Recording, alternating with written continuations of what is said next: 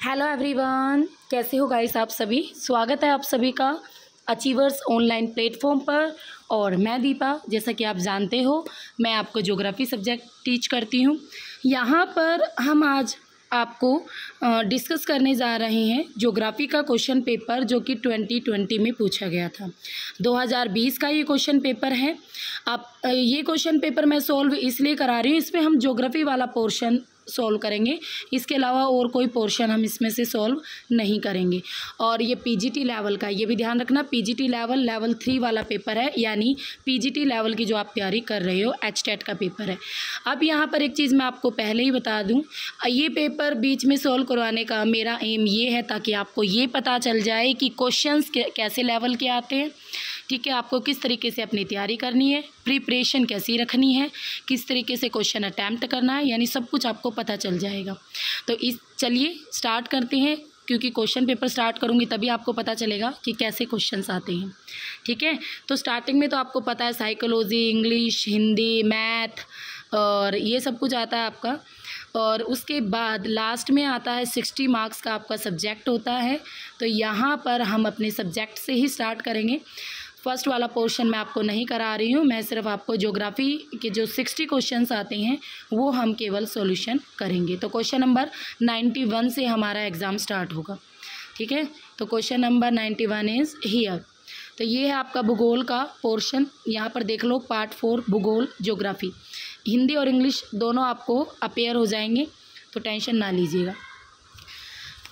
पहला क्वेश्चन आता है, निम्न में से कौन सा एक स्वच्छंद उद्योग नहीं है। स्वच्छंद उद्योग नहीं है, इनमें से आपको बताना है कौन सा नहीं है भाई। हीरा कटाई, high tech, aluminium, computer chip और एल्यूमिनियम। स्वच्छंद उद्योग आप ये कह सकते हो, यानी footloose industry. Loose industry means जो कि आपके रॉ मटेरियल पर निर्भर ना करे।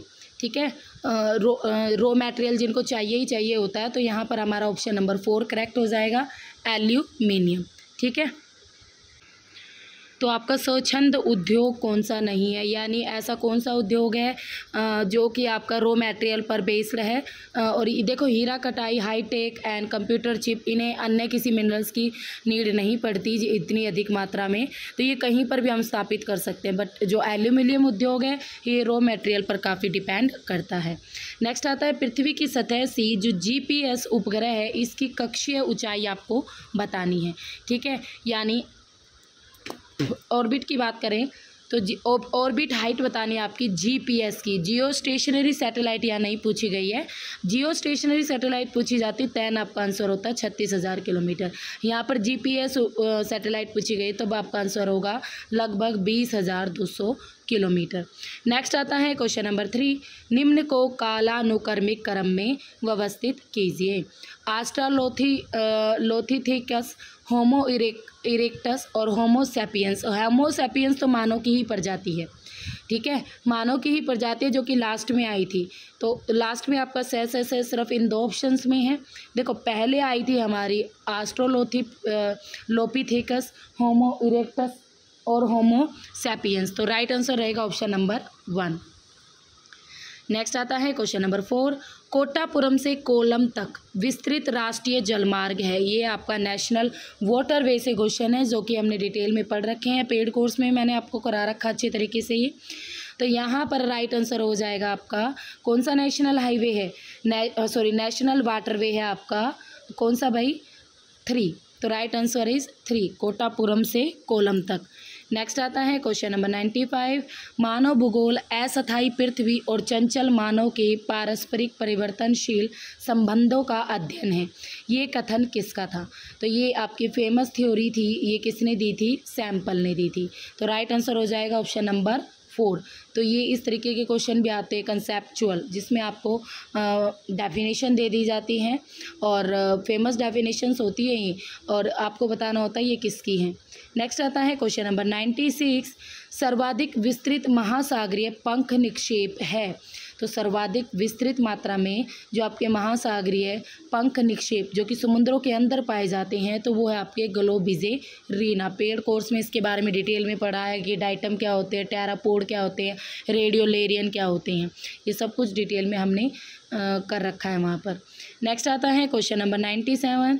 भारत में निम्न में से किस सिंचाई के स्रोत द्वारा अधिकतम क्षेत्र आपका संचित होता है? तो देखो भारत में यहाँ पर अगर ये ऑप्शन नहीं होता है ना, देन आपका आंसर कुछ और होता है। तो राइट आंसर यहाँ पर कुएँ और नलकूप। सबसे ज़्यादा हम ट्यूबवेल द्वारा सिंचाई करते हैं और यहाँ पर कुएँ और नलकूपों को इकट्ठा कर दिया। साउथ इंडिया में मैक्सिमम जो सिंचाई होती है वो कुओं से होती है। तो राइट आंसर रहेगा ऑप्शन नंबर 3। नेक्स्ट आता है क्वेश्चन नंबर 98। राजस्व चयन और रेवेन्यू चयन की मानक लंबाई होती है। तो जो राजस्व चयन है या जो रेवेन्यू चयन जो हम सर्वे में यूज़ करते हैं, तो उसकी जो लंबाई पूछी गई है तो उसकी लंबाई होती है 33 फुट। तो इस तरीके से इंस्ट्रूमेंट भी आपसे पूछे जा सकते हैं उनकी लंबाई से लेकर। नेक्स्ट आता है क्वेश्चन नंबर 99। टेरा रोसा मिट्टी के संबंध में कौन सा कथन बिल्कुल करेक्ट है? आपको बताना इनमें से। टेरा रोटा जो मिट्टी होती है, तो यहाँ पर जो टेरा रोटा मिट्टी की हम बात करें तो आपको कौन कौन से कथन करेक्ट हैं? देखो इसका रंग ललाई युक्त लाल होता है। ये लाल मिट्टी से मिलती जुलती होती है। टेरा रोसा वर्ल्ड लेवल की मिट्टी होती है, ये कथन करेक्ट है। यह सुप्रभावित अच्छी तरह से सूखने वाली मिट्टी, बिल्कुल करेक्ट। पीएच सामान्य तटस्थ रहता है, ये भी बिल्कुल करेक्ट है। तो तीनों ही ऑप्शंस इसके क्या रहेंगे? करेक्ट रहेंगे, ठीक रहेंगे। नेक्स्ट आता है क्वेश्चन नंबर 100। निम्न में सूची 1 और सूची 2 को मिलाना है और ये अच्छा ये आपकी आ रही है करंट यानी समुद्र ओशनोलॉजी से रिलेटेड क्वेश्चन है। ये ओशनोलॉजी से भी आपके बहुत क्वेश्चन आते हैं, मैंने आपको बार बार बताया था। तो ये उसी से ही रिलेटेड क्वेश्चन है। तो चलिए सॉल्व करते हैं। तो यहाँ पर देखिए आप जो आपका क्वेश्चन नंबर 100 है ये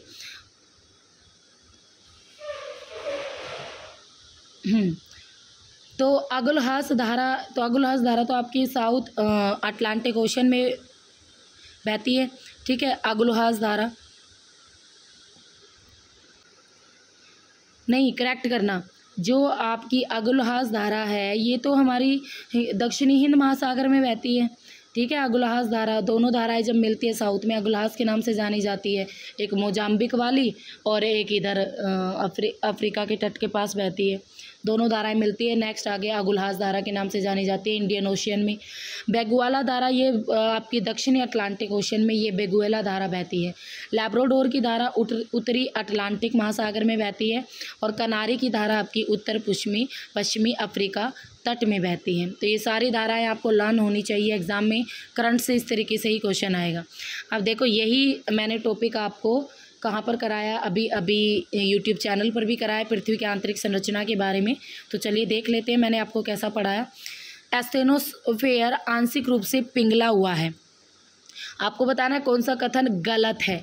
तो मैंने आपको बताया था, देखो एस्टेनोस्फेयर के बारे में कि भाई ये आपके मेल्ट हुए प्लास्टिक के जैसे हैं, ये इस तरीके का है, पदार्थ की चौथी अवस्था यानी प्लाज्मा की तरह। तो बिल्कुल करेक्ट है ये बात। पृथ्वी का कोर निकेल और लोहे से बना है, मैंने ये भी चीज़ पढ़ाई थी आपको, इसे नीफे कहते हैं, ये भी करेक्ट है। पृथ्वी का भूपृष्ठ यानी हमारी क्रस्ट आपकी जो मैग्नीशियम से निर्मित है, ऐसा तो नहीं है। हमारी क्रस्ट तो सिलिका भी है, मैग्नीशियम भी है, एल्यूमिनियम भी है, तो ये सारी चीज़ें आती हैं। और वहीं भूपृष्ठ की बात करें तो आपकी सियाल बोलते हैं ना, सिलिका प्लस एल्यूमिनियम। तो ये आपका ऑप्शन क्या है? गलत है। तो option number 3 is right answer रहेगा। पृथ्वी का अधिकतर भाग मेंटल है, ये कथन भी आपका क्या है? करेक्ट है। तो गलत कथन कौन सा है हमारा? ऑप्शन नंबर 3, क्योंकि आपका एल्यूमिनियम से भी बना है, खाली मैग्नीशियम से थोड़ी ना बना है। इसने बोला मोस्टली, तो मोस्टली वर्ड यहाँ पर गलत है। नेक्स्ट आता है क्वेश्चन नंबर 102। निम्न भूगोलवेताओं में से कौन उद्देश्यवादी था? तो भाई उद्देश्यवादी था आपका कार्ल रीटर महोदय था आपका उद्देश्यवादी। गाइस अगर आप इसी तरीके से अपनी अच्छी तैयारी करना चाहते हो ना, अभी आपके एचटेट के एग्ज़ाम में, पीजीटी के एग्ज़ाम में काफ़ी दिन हैं, आप पेड कोर्स परचेज कर सकते हो अचीवर्स एकेडमी से। जितने भी क्वेश्चंस आए हैं ना, ये सारे के सारे क्वेश्चंस हम डिस्कस कर चुके हैं, वहाँ पर फुल डिटेल में आपके पास पेड कोर्स अवेलेबल है। अगर आप एक बार पेड कोर्स लेने के बाद एग्ज़ाम दोगे ना, सारी वीडियोज़ पढ़ने के बाद हैंड रिटन नोट्स मिलेंगे, मॉक टेस्ट है, सीरीज़ है और प्रैक्टिस टेस्ट है, उनका सोल्यूशन क्वेश्चन है। तो ये सब कुछ करने के बाद अगर आप एग्ज़ाम में बैठते हो तो आपको कोई भी क्वेश्चन सोल्व करने में प्रॉब्लम नहीं होगी, क्योंकि अगर आप सोच रहे हो कि हम खुद से, तो ज्योग्राफी का इतना आसान पेपर नहीं आता कि आप खुद से उसे क्रैक कर जाओ, और वैसे क्रैक कर जाते हो तो बड़ी अच्छी बात है, इससे अच्छा तो है ही नहीं। बट वो स्टूडेंट जो 2-3 साल से लगातार जियो का पेपर दे रहे हैं और पीजीटी उनका क्रैक नहीं हो रहा, तो ये लास्ट मौका है आपका, क्योंकि अब की बार आपकी स्क्रीनिंग की जो पोस्टेज है वो निकलने के फुल चांसेस है। गवर्नमेंट की तरफ से भी आपका आ गया है नोटिस, ठीक है। तो पोस्टेज निकलेंगी तो एचटेट क्लियर होगा, तभी आप उन्हें फिल कर पाओगे। एचटेट क्लियर नहीं हुआ तो आपके हाथ से सब कुछ ख़त्म हो जाएगा 4-5 साल तक के लिए। तो इस बार वाला स्टेट आपको ज़रूर क्रैक करना है। तो अच्छी तैयारी करना चाहते हो तो अचीवर्स एकेडमी ऐप पर से आप ज्योग्राफी का पीजीटी और नेट वाला कोर्स परचेज कर सकते हो।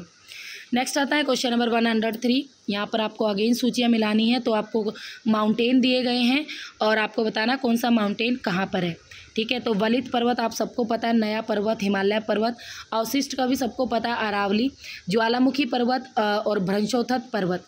देखो ज्वालामुखी पर्वत जो आपका सह्याद्री हो गया, और भ्रंशोत्थत पर्वत जो आपका राजमहल की पहाड़ियाँ हो गई। तो ऑप्शन देखते हैं एक बार आप। ए का 2 आपका इसमें भी है, इसमें भी है और इसमें भी है ना।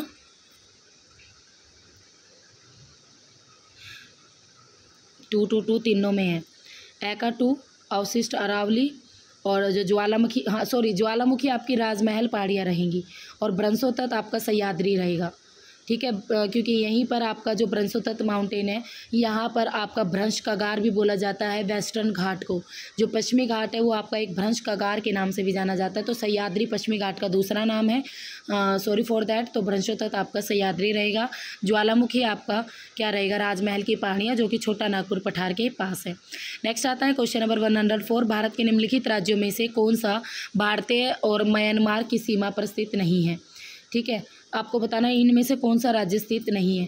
अरुणाचल प्रदेश तो बाउंड्री बनाता है, मिजोरम भी, नागालैंड भी, बट त्रिपुरा नहीं बनाता। त्रिपुरा आपका वेस्ट बंगाल के साथ बनाता है, म्यांमार के साथ नहीं बनाता। नेक्स्ट आता है बोट पीपल स्थानांतरण संबंधित है। जो बोट पीपल थे ना, ये कौन थे, ये बोट पीपल थे जो 1970 और 80 के दशक में ये कुछ वियतनाम कंट्री के लोग थे, और इन्होंने काफ़ी बड़ी मात्रा पर बोट में बैठकर क्या किया था, माइग्रेशन किया था, ठीक है। माइग्रेशन हुआ था वियतनाम पीपल्स के द्वारा 17 और 80 डिकेड में, ठीक है, याद रखना। और इन्होंने बोट पर बैठकर माइग्रेशन किया था, ये अपनी कंट्री को छोड़कर आ गए थे। नेक्स्ट आता है क्वेश्चन नंबर 106। भारतीय मानसून उत्पत्ति की जो गतिक संकल्पना है उसके अनुसार ग्रीष्म आयनत पर जो नॉर्थ ITCZ होता है वो आपका कहाँ पर स्थित होता है। देखो ITCZ अगर नॉर्थ में पूछे तो 30 डिग्री नॉर्थ अक्षांश तक, और जब ये साउथ में शिफ्ट होता है ना ITCZ तो 30 डिग्री दक्षिण अक्षांश तक। तो राइट आंसर रहेगा ऑप्शन नंबर 1। नेक्स्ट आता है क्वेश्चन नंबर 107। रडार का सही पूर्ण रूप क्या है, यानी करेक्ट फुल फॉर्म बतानी है आपको रडार की। तो रेडियो डिटेक्शन एंड रेंजिंग, ये बोलते हैं रडार को, radio detection and ranging.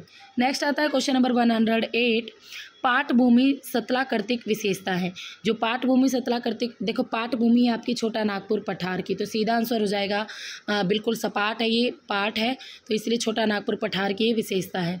Next आता है क्वेश्चन नंबर 109।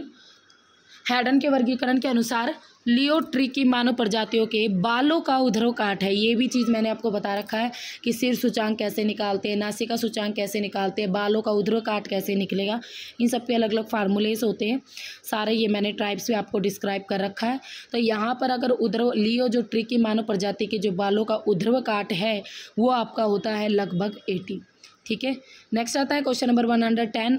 TINO ऐप, ये TINO ऐप है ना, ये आपके आए थे भाई अंध युग के दौरान, जब ज्योग्राफी में ज़्यादा कुछ वर्क नहीं हुआ था, तो उस एज को ज्योग्राफी में डार्क एज बोलते हैं, अंध युग बोलते हैं, ज़्यादा कुछ डेवलपमेंट नहीं होता। उसी दौरान आपके TINO मैप आए थे, ये यूरोप के, आई थिंक यूरोप के आसपास वाले एरिया में आए थे। ये तो फेमस क्वेश्चन हद से ज़्यादा बार एग्जाम में रिपीट हो चुका है। अल्टीमेट्रिक फ्रीक्वेंसी कर्व, यानी तुंगता बारंबारता वक्र, ये आपका प्रेजेंट करता है सी लेवल से हाइट वाले एरियाज़ को प्रेजेंट करते हैं हम इसके द्वारा, तुंगता बारंबारता वक्र के द्वारा। नेक्स्ट आता है क्वेश्चन नंबर 112। निम्नलिखित कथनों का प्रशिक्षण करें और नीचे दिए गए कूट का उपयोग करते हुए सही उत्तर का आपको चयन करना है। तो देखते हैं हमारा राइट आंसर क्या रहेगा इसमें। ठीक है। तो भारत की लगभग 60% जनसंख्या केवल 10% क्षेत्रफल में संकेंद्रित है। अगर देखो इंडिया की हम बात करें ना, तो इंडिया का ऐसा ही है कि प्लेन एरिया पर ज़्यादातर पॉपुलेशन सीमित है। तो ऑप्शन ए तो आपका करेक्ट है। आगे देख लेते हैं भाई, भारत की नगरीय जनसंख्या कुल जनसंख्या का 30.20% है। ये रेशो गलत है, ये परसेंटेज गलत है। ठीक है, 31.16 है, ये परसेंटेज आपकी गलत है। नेक्स्ट आता है, भारत की 75% से अधिक नगरीय जनसंख्या प्रथम श्रेणी के नगरों में संकेंद्रित है। ये भी गलत है। प्रथम श्रेणी के 75% इंडिया की पॉपुलेशन प्रथम श्रेणी के नगरों में नहीं आती। तो ऑप्शन नंबर आ ही हमारा करेक्ट है, बाकी सारे रॉन्ग है। तो option number 2 is correct. Next आता है क्वेश्चन नंबर 113, दूरस्थ संवेदन शब्द का सर्वप्रथम प्रयोग किया था। तो दूरस्थ संवेदन वर्ड है, उसको यूज़ करने वाले थे आपके एवलिन प्रूट महोदय। कौन थे भाई? एवलिन प्रूट महोदय। तो राइट आंसर रहेगा एवलिन प्रूट। नेक्स्ट आता है, मौसम मानचित्र पर ये आपका जो सर्कल और उसके बीच में जो डॉट है, ये चिन्ह प्रदर्शित करता है। तो ये चिन्ह प्रदर्शित करता है सूर्य प्रकाश को। ये भी मैंने पेड कोर्स में सारे सिंबल आपको करा रखे हैं कि कौन से सिंबल के द्वारा हम क्या प्रेजेंट करते हैं। नेक्स्ट आता है क्वेश्चन नंबर 115, निम्न में से जो काष्ठ सतला करती है आपकी हम्स, उसको हम मिला सकते हैं। तो काष्ठ सतला करती है आपकी इंसेलबर्ग से मिला सकते हैं। इंसेलबर्ग का ही नाम होता है हम्स। नेक्स्ट आता है क्वेश्चन नंबर 116, ज्वालामुखी राख के संगठित होने से आपके क्या बनते हैं? तो गाइस बनते हैं टफ। ज्वालामुखी राख जो निकलती है, जब भी ज्वालामुखी फटता है तो उसके संपर्क में जो कुछ आता है, कुछ राख अंदर से भी निकलती है, तो वो इकट्ठी हो जाती है, जिसे हम कहते हैं टफ। नेक्स्ट आता है कोपेन का जलवायु वर्गीकरण। इससे रिलेटेड हर बार एग्जाम में क्वेश्चन आता ही आता है। यहाँ पर देखते हैं क्या क्वेश्चन पूछा गया है। CFA आपकी पश्चिमी तटीय समुद्री जलवायु, बिल्कुल आपकी अगर हम बात करें करेक्ट है। CS से भूमध्य सागरीय जलवायु, ये भी करेक्ट है। AW उष्ण कटिबंधीय सवाना जलवायु, तो आपकी जो AW होती है वो उष्ण कटिबंधीय सवाना जलवायु, ये भी करेक्ट है। DFA, देखो F वर्ड दिखाता है रेनफॉल को, रेनफॉल और यहाँ पर सूक्ष्म, तो दोनों में मैच नहीं हो रहा ना। एक तरफ तो बारिश दिखा रहा है और एक तरफ बिल्कुल सूक्ष्म महाद्वीपीय एरिया दिखा रहा है, तो ये हमारा कथन गलत है। तो option number 4 is correct. Next आता है क्वेश्चन नंबर 118, सर्क उत्पत्ति का बर्कशूट सिद्धांत किसने दिया था? तो ये दिया था जॉनसन ने, जॉनसन के द्वारा दिया गया था बर्कशूट थ्योरी, याद रखना इसको।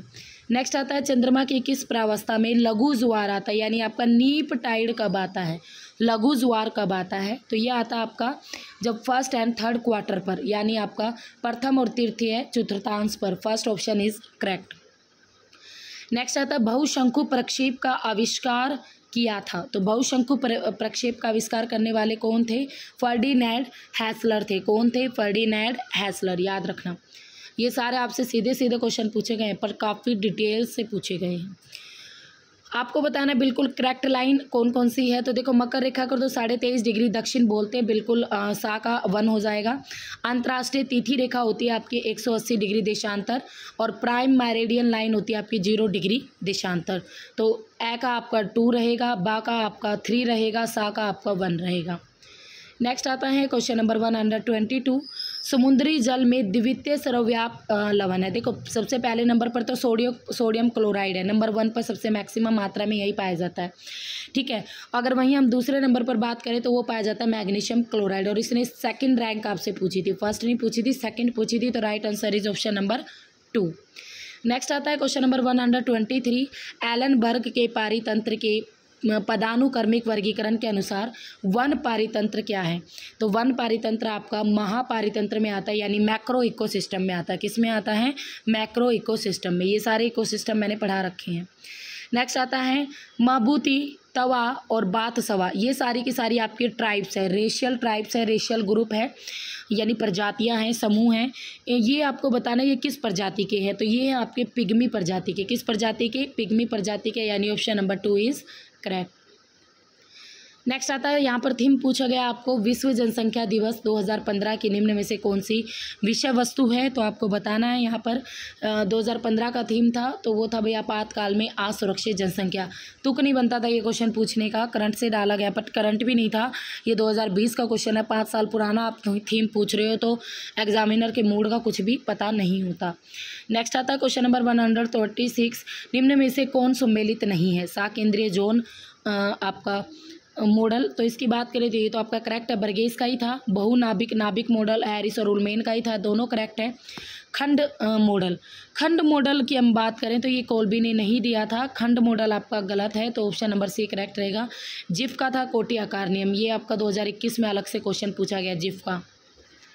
नेक्स्ट आता है क्वेश्चन नंबर 127, निम्न में से कौन सा कथन गलत बताना है आपको, ठीक है। देखते हैं कौन सा कथन भाई हमारा गलत है। तो संपूर्ण प्रायद्वीपीय भारत केवल आर्कियन चट्टानों से निर्मित है, केवल वर्ड दे दिया, तो यही कथन हमारा गलत है।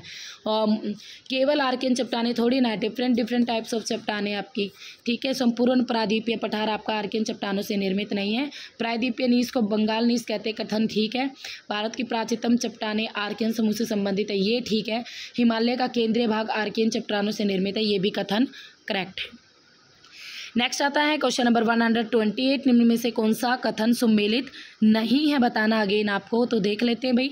बैरोज का मानव जो पारिस्थितिकी थ्योरी थी वो करेक्ट थी। इतिहास का भौगोलिक ध्रुव आपको मैकेंडर ने दिया था। रुको और जाओ ग्रिफिथ टेलर ने दिया था। निश्चयवाद प्रसंभववाद लाब्लास नहीं दिए, फैब्रे ने दिया था, तो ऑप्शन नंबर 4 रहेगा। ऑप्शन नंबर 4 आपका क्या रहेगा, रोंग रहेगा, ठीक है। नेक्स्ट आता है क्वेश्चन नंबर 129, निम्न में से कौन सा जनजाति समूह भारत में निग्रिटो प्रजाति का प्रतिनिधित्व करता है, तो जो सेंटिनेली और जारवा है ये भारत में निग्रिटो प्रजाति का क्या करते हैं, प्रतिनिधित्व करते हैं। ये सारी प्रजातियां मैंने पढ़ा रखी है आपको, उराव क्या होती है, टोडा क्या होती है, संताल क्या होती है, मुंडा क्या होती है, इन सबको मैंने डिटेल में पढ़ा रखा आपको। नेक्स्ट आता है क्वेश्चन नंबर 130, निम्न में से कौन सा सम्मिलित नहीं है, यानी कौन सा आपका मैच नहीं करता। शांत घाटी आपकी केरल में पड़ती है, बिल्कुल करेक्ट है ये। साइलेंट वैली बोलते हैं इंग्लिश में, इसे बहुत आती है एग्जाम में। नुब्रा घाटी आपके जम्मू कश्मीर में पड़ती है। मिलाम घाटी आपकी पड़ती है भाई उत्तराखंड में, बिल्कुल करेक्ट। जोहार घाटी आपकी सिक्किम स्टेट में नहीं पड़ती, तो राइट आंसर रहेगा ऑप्शन नंबर 4। नेक्स्ट आता है क्वेश्चन नंबर 131, भू संपत्ति मानचित्र के लघुकरण हेतु निम्न में से किस विधि का यूज नहीं किया जाता, तो भाई आपके देखो वर्ग विधि, समरूप आपके ट्रायंगल मेथड यूज़ होता है, कैमरा लुसेडा विधि भी हो जाता है, बट जो आपके डॉट और प्लानीमीटर है ये आपके मानचित्र को शॉर्ट करने के लिए यूज़ नहीं होते। डॉट मेथड आपका पॉपुलेशन दिखाने के लिए यूज़ होता है। तो देख लो क्वेश्चन के लेवल कितने बढ़िया हैं।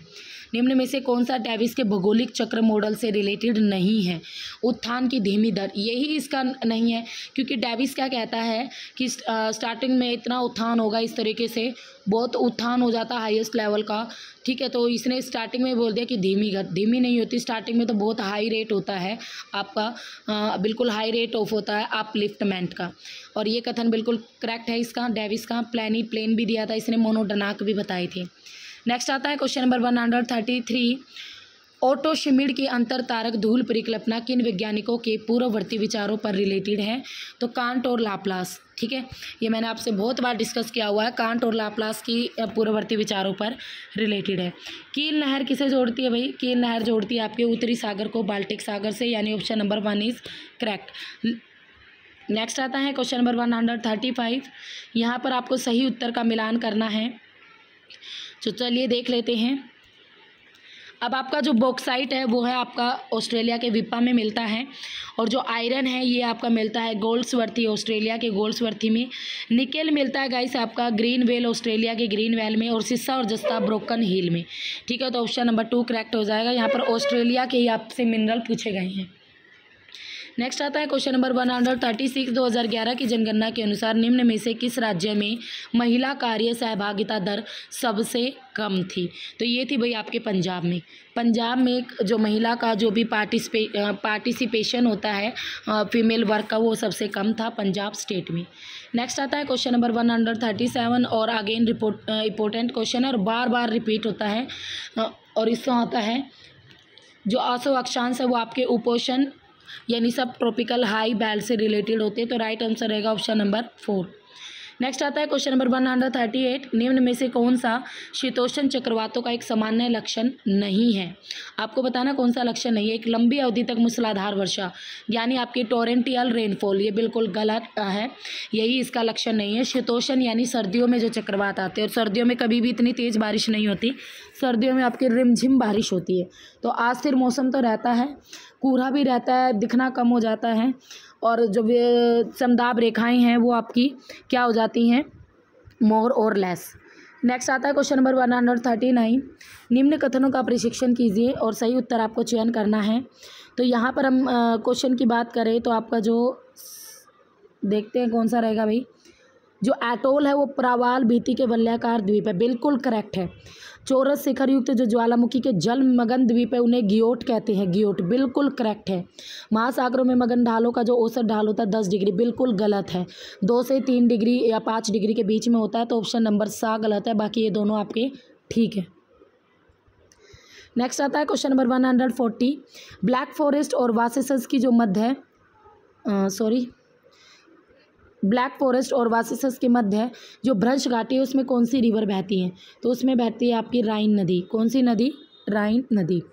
नेक्स्ट आता है क्वेश्चन नंबर 141, निम्न में से कौन सा मेलानेशिया द्वीप समूह में स्थित है।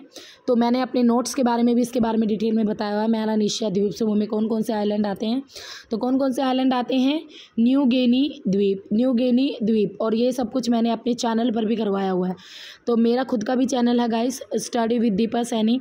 मेरे चैनल के साथ अगर आप जुड़ते हो तो आपको टीजीटी की तो पूरी तैयारी है, वहाँ पर टीजीटी ज्योग्राफी की तो आपको सारी वीडियोस मिलेगी, पीजीटी का मटेरियल कम मिलेगा, ठीक है, बट टीजीटी की आपकी बेस्ट तैयारी हो जाएगी। क्वेश्चंस काफ़ी हैं वहाँ पर, प्रैक्टिस टेस्ट भी काफ़ी करवा रखे हैं हमने। तो मेरे चैनल के साथ भी जुड़िए, इसे मैक्सिमम लाइक शेयर कीजिए, आपकी सपोर्ट की बहुत ज़्यादा नीड है मेरे चैनल को। नेक्स्ट आता है क्वेश्चन नंबर 142, निम्न में से कौन सा सम्मिलित नहीं है। आई थिंक मैंने मेलानेशिया का आंसर बता दिया, नहीं।